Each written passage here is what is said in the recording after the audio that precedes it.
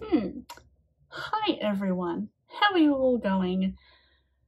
Oh, March was something of a month for me in terms of reading. It felt long, it felt quick, there was change happening. So out of the 6 books that I was at least ready to read and I knew I was going to read, I only read 3. And I do have reading vlogs for these books, so I will make sure I will leave that linked down below in the description.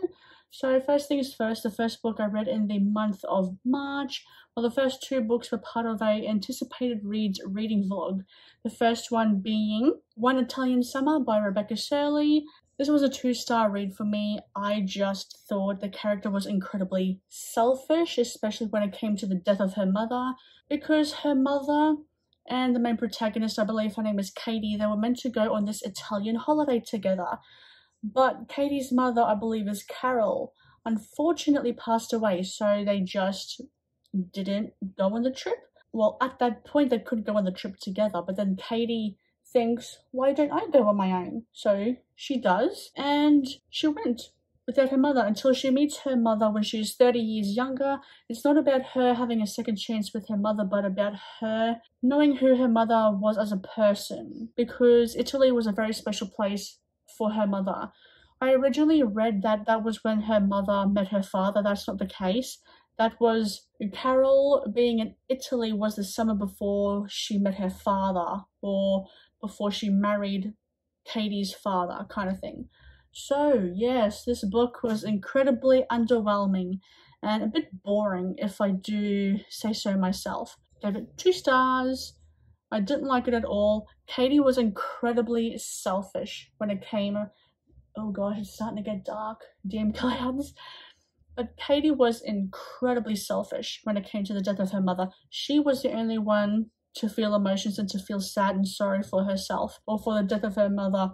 Not Katie's husband, which we'll get to that in a moment. Not to Katie's husband. And not even the father was allowed to, even though he was like a very minor character. You don't see him much, not even the husband. But it's just like, I'm allowed to be emotional, not you. I'm closer to her than you are, even though Carol was a big part in Katie's husband's life too. Like, she was the one to encourage him to do things. And it's like, no, I'm allowed to be upset, not you. Oh god, I could have smacked her in the face then. I was just like completely gave me whiplash over how much of a bitch she was. Then we get to Italy. Like, I don't know if it's because I have Italian heritage, Italian ancestry in me, that I never felt moved by the descriptions of Italy. Like, I have had family that I haven't been to Italy yet. I was meant to in 2020, but that didn't happen. We all know what happened then in 2020. We're still living in it now. Because I had relatives that went to Italy, so I saw pictures and videos of their time there. And like, we all know Italian food is delicious. Like, it just didn't do anything special for me. Although one thing I did think was really interesting was that the hotel that Katie and Carol were meant to stay in was actually a real place in Positano. That I really liked. It has this real element in it. I was like, it was fine, the Italy landscape and the descriptions of it, until we meet the love interest, which you could see a mile away coming, I could tell you. So this main protagonist, no, not the main protagonist, I'm sorry, the main love interest was disgusting. I didn't like him at all. And considering that Katie was already married, she was cheating on the fucking husband. Yes, there's this kind of time travel-y element, because remember when I told you that the mother, like Katie met her mother when she was 30 years old, there's this kind of time travel-y element in it, so she thought, ooh, this won't be classified as cheating because I can't get a hold of my husband, because when she arrived in Italy, that's when the time travel-y element happened and all that kind of thing. So the actual time travel-y element was actually pretty cool and pretty interesting. Just everything else just, no, not for me. The second book for that reading vlog was This Might Hurt by Stephanie Robel. She is the author of The Recovery of Rose Gold, which wasn't a bad book for a debut. It was pretty interesting. And I really liked this book. I really, truly did. I gave this a 4 stars. 4 stars out of 5. Okay, so I'm going to tell you what I think the book is about. It follows three people. Two sisters whose names I can't remember for the life of me. Oh, the first one is Kit, the second one is Natalie. I remember. So those two sisters, Natalie, I believe, is a bit of she's a bit of a serious person kind of thing. She's always picking up Kit's mess because Kit is a bit of a problem child, I guess you could say. And then we follow the cult leader. It's not apparent in the beginning that it's the cult leader because, and I'll get to the because later, but we do follow those three perspectives. And the cult leader is about her upbringing, which I thought was Kit and Natalie's upbringing, but that wasn't absolutely correct. That was not true. Yes, I really enjoyed it. It's split into three parts. The first two parts is Natalie, when she gets the email from Wise Woods that, hey, do you want to come tell your sister what you did, or should we tell her? Because Kit is involved in this, well, Kit checks herself into this self-help retreat group. Yeah, self-help retreat village kind of resort type of thing, and it's actually a cult. Natalie feels like she has to go and save her sister because she's had to save her sister before in sticky situations. And then we get the second narrative, which is the cult leader. We get to see her upbringing, and her upbringing is definitely reflective of the self-help retreat resort kind of group. I really liked seeing that perspective of a psychopathic cult leader, but we don't get Kit's perspective until part 2. I think there's 3 parts that we follow: the introduction, the middle, and then the ending, like the end game, the climax. It should have been split into 2. I feel like the introduction and the, I guess you could say, the build up to that climax should have been in like part 1. All of that should have been combined into part 1, and there just be a part 2.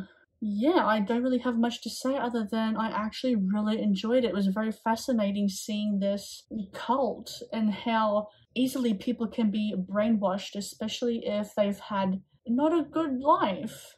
Like, when you think of cults, you always think of them as people who need a direction in life, but they just had such a bad life that they just don't notice because they're so desperate for love and affection and attention from someone that when a psychopath gives it to them, they don't realize, and they think it's okay. You know what I mean? Not that they've done anything bad to anyone else, they kind of inflicted upon themselves to become fearless based on what this cult leader went through when she was a kid. And I really did like it. That was a really good twist. Like, Kit really comes into her own in this one. That just, and the end, I kind of know how it's going to end based on what Kit did. It's just like, oh damn, it kind of like left me a little shocked, a little surprised, a little like, oh my gosh. It's like that slow montage of like her life and then how she just, oh my gosh, I don't know what I'm saying, but that ending, it was good. I really liked that ending.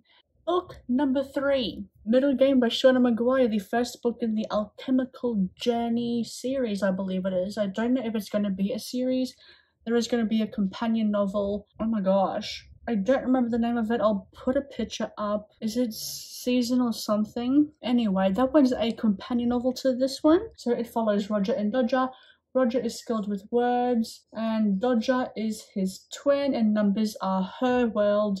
There is this guy called Reed who is skilled in the alchemical arts. He created them for the specific purpose of him stealing their power so he can get to the impossible city, which is said to be this place kind of like Olympus or Atlantis, underwater city of Atlantis. I'm thinking of Phineas and Ferb here, but it's called, what is it called? The Impossible City. It was Olympus once, and it is said to be this place where there's got not rudely interrupted, but I thought someone was here, but they're not. The Impossible City is said to be this place, think of it like Atlantis, or all that kind of mythology, where it's this place where old magic is said to be, and all this old technology that people have kind of forgotten about is said to be. Reed wants to get there, so he can change the world, basically. This was a 5-star prediction. It unfortunately was not a 5-star read for me quite yet. I feel like I need to read the companion novel and the Under and Over series by A. Deborah Baker, which is a children's book in this book. And Shauna Maguire is writes as A. Deborah Baker in those series. I kind of want to read those ones as well. I'm very intrigued about the world, about the impossible city and everything like that, because we do get pieces of those books, those fictional books, or more known as metafiction, which I believe is the correct terminology. I've heard it used once before in Monica, aka Monica Kim's videos. I love Monica, she's so awesome. I love her aesthetic in her videos and everything, but I believe it's called metafiction, when it's fiction inside of fiction. So it's not entirely 100% certain what is happening in here until we keep reading on, keep moving on, that it becomes all clear to me. And Roger and Dodger have to meet at a certain point. Everything is so meticulously calculated. Reed has created them using alchemical arts and magic that people have forgotten, because these alchemy people are within our society, kind of. It's so fascinating how so the people working for Reed are planted in Roger and Dodger's lives to make sure that everything happens the way it should. I love that. I'm really discovering I love that kind of thing where magical beings are in this position of power to keep an eye on how things are going. I am loving that, I realize. And that's kind of what happens in here too. But it does all make sense. There are people that do help Roger and Dodger along in their magic, and their magic is so freaking awesome. It's so awesome. I really truly did love that aspect of it. I don't want to say too much, but math and words are a big thing in here. I feel like we got more of, what's her name again? Dodger's magical abilities than we did with Roger. But I have a theory that this is not the last time we are going to be seeing these characters. And I hope that we get to see Roger's powers a little bit more if we do get a direct sequel with these characters in that book, you know. I do believe it is going to happen, just the way things have gone, because the next book, the companion novel, does not follow Roger and Dodger. It follows Melanie and someone else. And the one thing, I thought this book was going in one direction, and no, I don't mean the UK beans, but it just went in a different direction, and I was kind of thinking, is it going to go the way I'm thinking?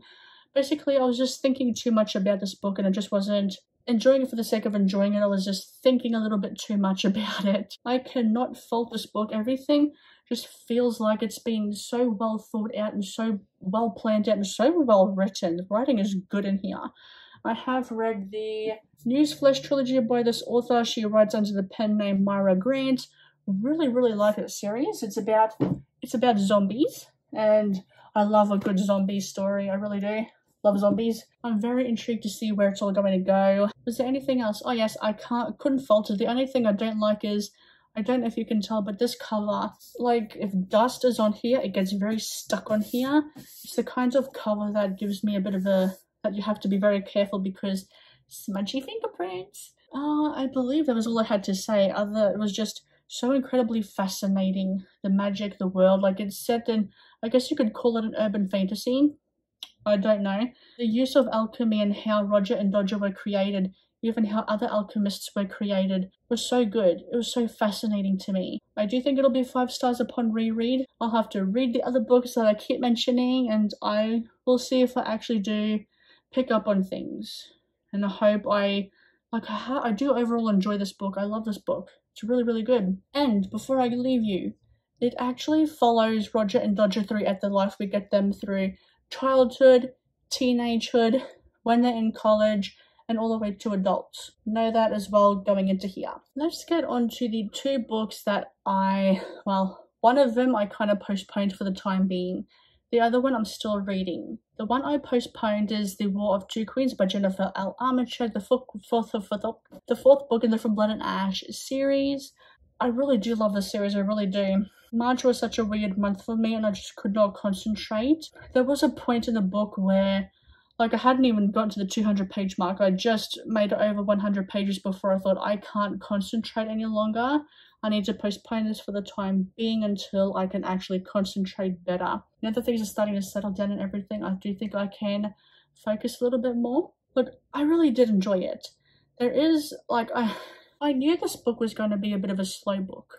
Right, I knew it was going to be a bit of a slow burn, but I just don't think I'm in the mood for a slow burn. I just feel like I need to reading books that are smaller and that can hold my attention span a bit more. There's something that I knew was going to happen that I don't think I'm ready to read yet. If you know, I think you know, because I'm a stupid idiot and I accidentally kind of spoiled myself for it. It wasn't flat out, this happened, blah, blah, blah. It was more vague about it, but I picked it up. I knew what it was. I will be I think the problem though is I am starting to see what people are thinking, but people are saying that it is a bit repetitive. I loved the Shadow and Bone book. No, a Shadow in the Ember book, not Shadow and Bone. Loved that book, so good. And we do get some background in the gods and all that kind of stuff. But one thing I've noticed, I feel like with the repetition,